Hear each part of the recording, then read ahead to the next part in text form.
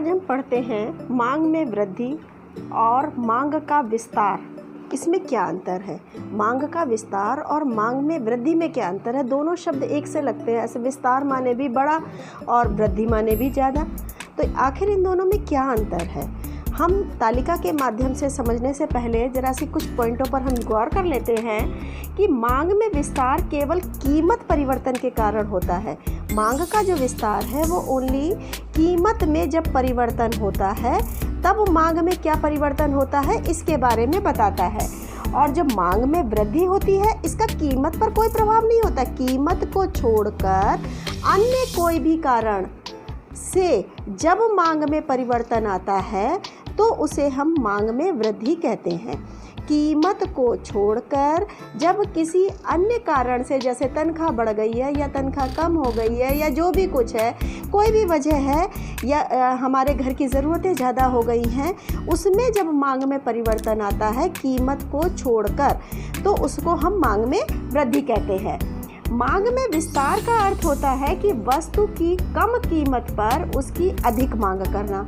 वस्तु की कम कीमत पर अधिक मांग करना।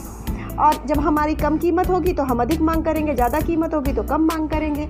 और इसका अर्थ है कि उसी कीमत पर, जो कीमत है उसी कीमत पर, चाहे वो ऊंची हो चाहे नीची हो, वस्तु की अधिक मांग कर लेना, उसको हम कहते हैं मांग में वृद्धि। इस मांग में विस्तार में क्या होता है? तीसरा पॉइंट आता है कि मांग वक्र पर नीचे की ओर गति करता है। मांग वक्र जो है नीचे की ओर, दाईं ओर गति करते हुए आता है। इसी तरह से आता है। इसमें हम दाईं ओर नीचे की तरफ गति करते हैं, लेकिन एक नया मांग वक्र पर अंतरण करते हैं। एक नए मांग वक्र पर हम उसका आकलन करते हैं, अंतरण करते हैं। अब हम आते हैं इस पर, तुम्हारे तालिका पर आते हैं कि वस्तु की कीमत माना 10 रुपये है, उसकी मांग 20 रुपये है। उसकी कीमत घट गई तो उसकी डिमांड कम हो गई। अब हमने देखो इसी को रेखा चित्र के द्वारा प्रस्तुत किया है। 10 रुपये डिमांड पर इतनी थी, फिर उसकी 8 रुपये हो गई और डिमांड उसकी 25 हो गई। तो यहाँ पर हम इसको 20 भी लिख सकते हैं और यहाँ पर इसको 25 भी लिख सकते हैं। ठीक है, तो इस तरह से मांग में ये वाली चीज़ हो गई मांग में विस्तार। और मांग में वृद्धि में क्या होता है कि जब वस्तु की कीमत उतनी ही की उतनी है लेकिन डिमांड में अंतर आ रहा है, यानी 100 रुपये और यहाँ 150 रुपये।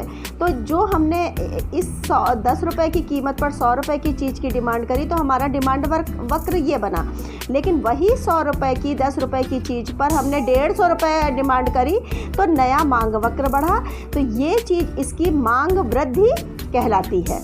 समझ में आया? ये मांग वृद्धि कहलाती है। मांग में विस्तार में कीमत के कारण जो परिवर्तन होता है वो मांग, उससे जो मांग पर फर्क पड़ता है वो मांग का विस्तार कहता है। लेकिन कीमत इस पर असर न डालकर अन्य बातें जब असर डालती हैं वहाँ मांग में वृद्धि होती है। अब इसी के साथ हम पढ़ते हैं मांग का संकुचन और मांग में कमी। इसमें क्या अंतर है भाई? तो मांग का संकुचन और मांग में कमी। संकुचन माने सिकुड़ना, कमी माने कम होना कोई भी बात को। तो यह केवल कीमत में परिवर्तन होने के कारण होता है मांग का संकुचन। जैसे यहाँ कीमत के कारण हुआ वैसे यहाँ भी कीमत के कारण होता है। ये कीमत को छोड़कर अन्य सारी बातों पर होता है।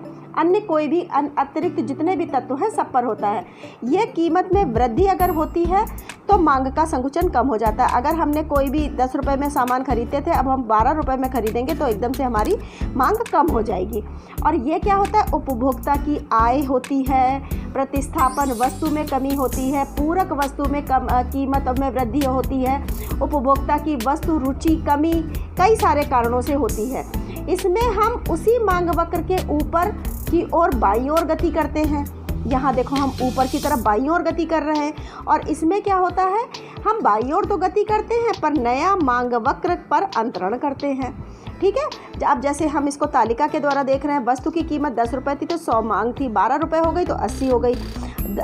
10 रुपये थी तो इतनी थी, 12 रुपये हो गई तो 80 हो गई। यहाँ हम 80 और 100 भी लिख सकते हैं। ऐसे ही कमी में हम देख रहे हैं कि 10-10 रुपये पर 100 रुपये थी, अब इतनी हो गई। अब हमारा ये मांग वक्र था, लेकिन जब 10 रुपये की कीमत पर कभी किसी वजह से कमी हो गई तो ये नया मांग वक्र हो गया। तो हम इस पर अंतरण कर रहे हैं। ये हम नीचे से ऊपर की ओर जाते हैं, विस्तार में ऊपर से नीचे आते हैं। ठीक है।